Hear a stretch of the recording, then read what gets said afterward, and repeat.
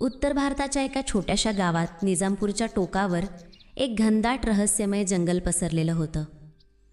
त्या जंगलाच्या कडेला झाडाझुडपांमध्ये लपलेली एक जुनी मोडकळीला आलेली झोपडी होती, जिथे एक विधवाबाई राहत होती, चंपा. वयाने साधारण 30च्या आसपासची, सुंदर पण एकाकी.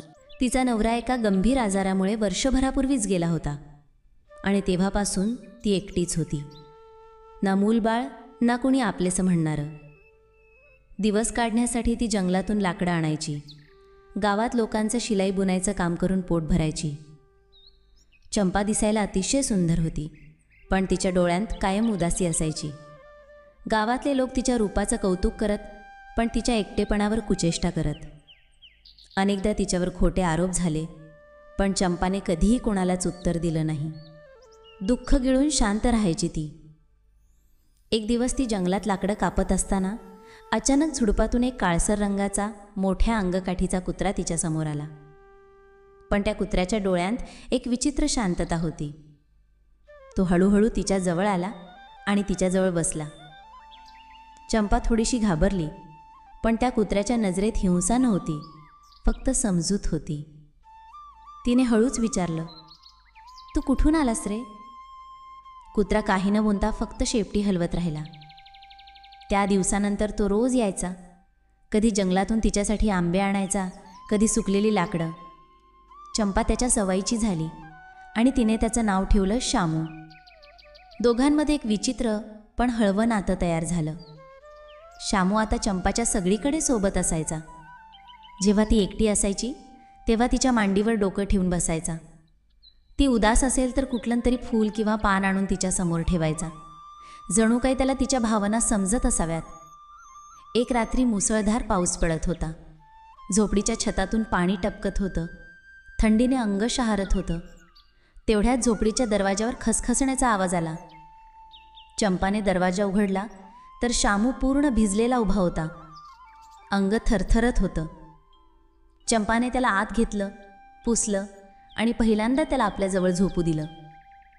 त्या रात्रीनंतर चंपाच्या मनात काहीतरी वेगळं निर्माण झालं. काही आठवड्यांनी चंपाची तब्येत बिघडू लागली. ती थकलेली वाटायची. पोटामध्ये विचित्र जडपणा जाणवत होता. गावातल्या दाईकडे गेल्यावर तिने चंपाला पाहिलं आणि म्हणाली, बाळा, तू आई होणार आहेस. चंपा हादरली. तिने थरथरत विचारलं, पण हे कसं शक्य आहे? माझं तर कोणीच नाही. दाई म्हणाली, मी खोटं बोलत नाही. तुझ्या पोटात एक जीव वाढतो आहे. ही बातमी गावात वाऱ्यासारखी पसरली. लोकांनी टोमणे मारायला सुरुवात केली. पंचायतीची बैठक झाली. गावचा सरपंच चंपाला बोलावून विचारू लागला, सत्य सांग, या पोटातल्या मुलाचा बाप कोण? चंपाने मान खाली घातली आणि फक्त एवढंच म्हटलं, माहीत नाही, फक्त शामू आहे, तोच माझ्यासोबत असतो.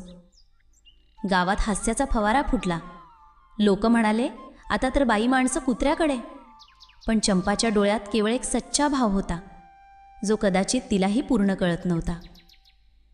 त्याच सायंकाळी गावात एक साधूबाबा आले, जे अनेक वर्ष हिमालयात तपश्चर्या करून परत आले होते. गावकऱ्यांनी सगळी गोष्ट सांगितली. बाबांनी चंपाच्या डोळ्यात पाहिलं आणि म्हणाले, ही गर्भधारणा सामान्य नाही आणि हा कुत्रा शामू हा पण सामान्य प्राणी नाही. तो एक शापित देव आहे.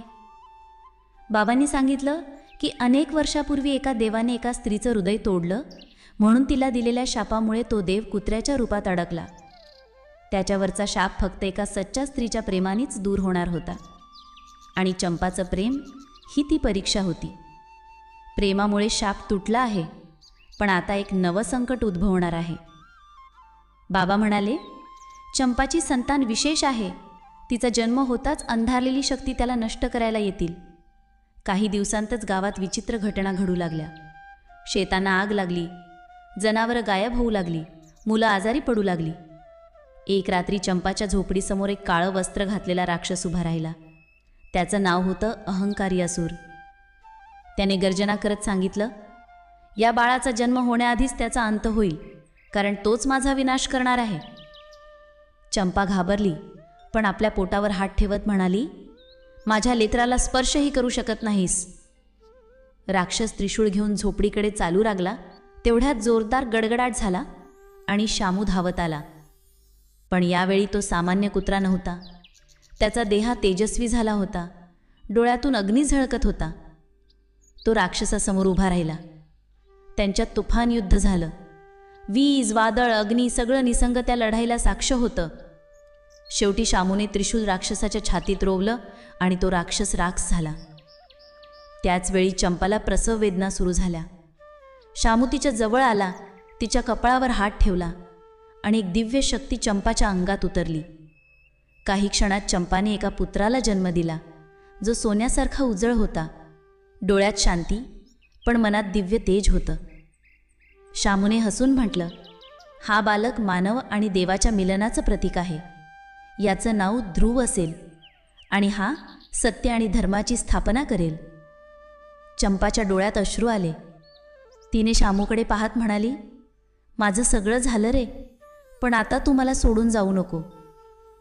शामू म्हणाला, जेव्हा याला माझी गरज असेल मी परत येईन. मी तुझ्या विश्वासाचं उत्तर आहे. इतकं बोलून शामू दिव्य प्रकाशात परिवर्तित झाला आणि आकाशात विलीन झाला. गावकऱ्यांची मतं बदलली होती. जे चंपावर हसत होते तेच तर त्याला आता देवी म्हणू लागले. चंपाने आपल्या पुत्राचं संगोपन प्रेम आणि शौर्याने केलं.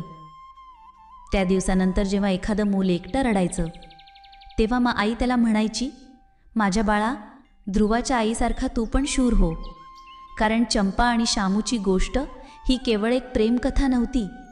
ती सत्य, तपश्चर्या आणि दिव्यतेची एक अमर गाथा होती, जी युगानुयुग जपली जाईल.